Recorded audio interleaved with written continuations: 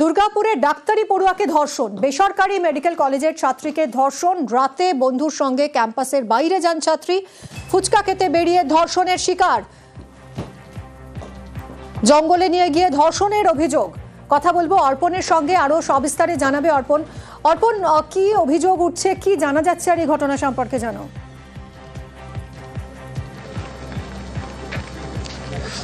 দেখো, যেটা জানা যাচ্ছে যে শুক্রবার রাতে কিন্তু এই দ্বিতীয় বর্ষের ডাক্তারি পড়ুয়া তার বাড়ি উড়িষ্যা এবং এখানে সে তার বন্ধুর সাথে ক্যাম্পাসের বাইরে ফুচকা খাওয়ার জন্য বের হন। তারপরেই কিন্তু 5 থেকে 6 জন, যেটা জানা যাচ্ছে যে বহিরাগত, তারা তাকে জঙ্গলে নিয়ে যায় এবং সেখানে তাকে গণধর্ষণ করে, এমনই অভিযোগ করছেন। এবং ঘটনার খবর পেয়ে তার পরিবারকে যখন খবর জানানো হয়, তার পরিবারের লোকজন তারা আসে এবং বর্তমানে যে আইকিউ সিটি মেডিকেল কলেজ হাসপাতাল, সেখানে এই চিকিৎসক কিন্তু চিকিৎসাধীন, যে ডাক্তারি পড়ুয়া তিনি চিকিৎসাধীন রয়েছেন।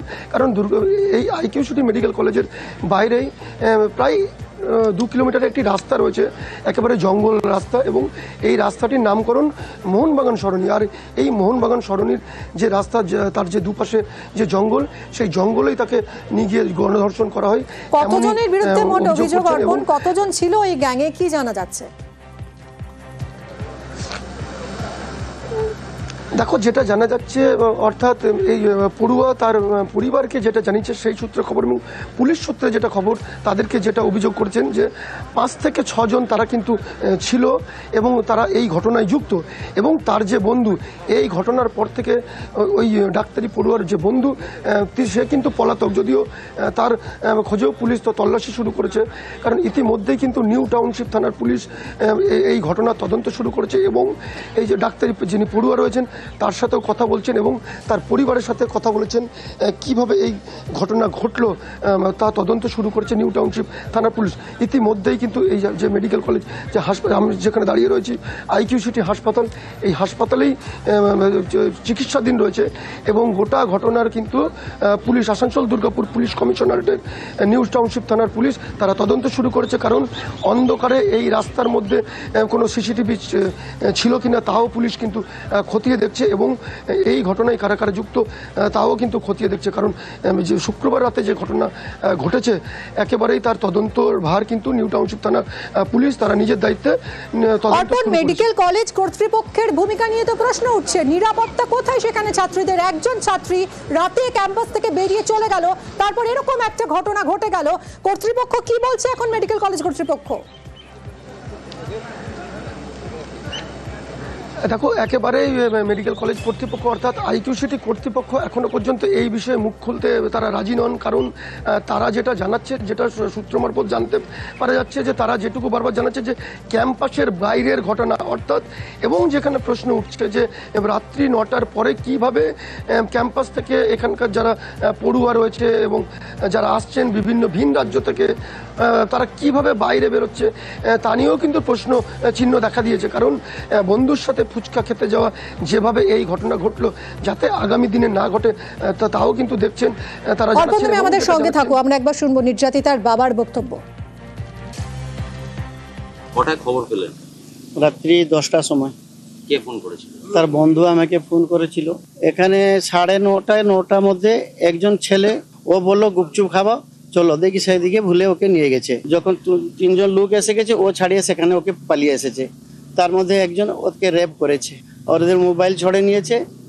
তারপরে 3000 টাকা দিলে মোবাইল দিবে বললো, তার কাছে 200 টাকা ছিল, 200 টাকাও ছড়ে নিয়েছে। ছেলেটা কে হয়? ছেলেটা তার ক্লাস ফ্রেন্ড হয়, সম্ভবত এই ছেলেটা জড়িত আছে। কলেজ কর্তৃপক্ষের বিরুদ্ধে ধামা চাপা দেওয়ারও অভিযোগ উঠছে। নিরাপত্তা তো নেই।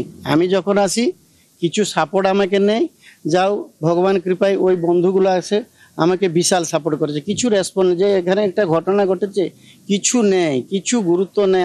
আমি যদি যেতে যাব, যেতেও ছাড়ছে না, সব দিকে পুরো বন্ধ। চাপা তো চেষ্টা করছে ওরা। বন্ধুগুলো যদি না থাকতো আমাকে তো মেরে দিত। আমারও জীবন প্রতি সিকিউরিটি নেই, যা দেখলাম এখানে সিস্টেম কিছু নেই, নো রেসপন্স। একটা গার্ডিয়ান আসছে, অত বড় করে সংবেদনশীল ঘটনা ঘটেছে, একটু রেসপন্স থাকতো, কিছু না ভাই। অর্পণ, আমরা শুনলাম নির্যাতিতার বাবার বক্তব্য। তিনি একেবারে স্পষ্টই বলছেন যে এই মেডিকেল কলেজ কর্তৃপক্ষের কোনো নিরাপত্তা নেই, কোনো রেসপন্সিবিলিটি নেই। ইভেন এই যে এরকম একটা ঘটনা ঘটেছে সেটাও জানতে পেরেছেন মেয়ের বন্ধুদের কাছ থেকে। তা কলেজ কর্তৃপক্ষ কি এর দায় এড়াতে পারে?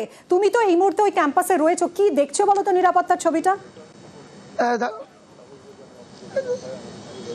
দেখো, একেবারেই কিন্তু নিরাপত্তার ব্যবস্থা বলতে কিচ্ছু নেই, কারণ এই কলেজ কর্তৃপক্ষ এই ঘটনার দায় এড়িয়ে যেতে চাইছে মূলত। কারণ এখানে যে দেখা যাচ্ছে, তুমি দেখতেই পাচ্ছ যে ছবিতে, যে নিরাপত্তার বিষয়ে কিন্তু বারবার এই আইকিউ সিটি হাসপাতালের বিরুদ্ধে কিন্তু অভিযোগ আসে। কারণ এখানে নিরাপত্তা বলতে কিছুই নেই, কারণ এই অভিযোগও বারবার এসছেন।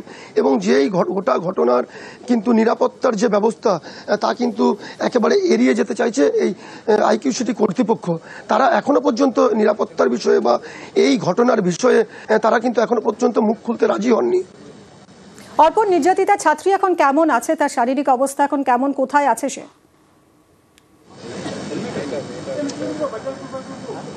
দেখো, নির্যাতিতার শারীরিক অবস্থা যথেষ্ট স্থিতিশীল রয়েছে, কারণ তিনি এই মুহূর্তে যে আইকিউ সিটি হাসপাতাল মেডিকেল কলেজ সেখানেই চিকিৎসাধীন এবং রীতিমতো চিকিৎসকের পর্যবেক্ষণে রয়েছে। এবং তার পরিবারও কিন্তু এই হাসপাতালেই রয়েছেন। তার পরিবারকে খবর দেওয়ার পরে তার পরিবার বন্ধুর মুখ থেকে, এই নির্যাতিতার বন্ধুর মুখ থেকে তারা খবর পেয়েও কিন্তু তারা ছুটে আসে এবং তারাও ইতিমধ্যে কিন্তু এই হাসপাতালেই রয়েছে, যদিও গোটা বিষয় পুলিশি নিরাপত্তায় রয়েছে। তুমি যে নজর রাখছো, তোমার থেকে আরো আপডেট নিতে থাকবো। অনেক ধন্যবাদ তোমায় অর্পণ।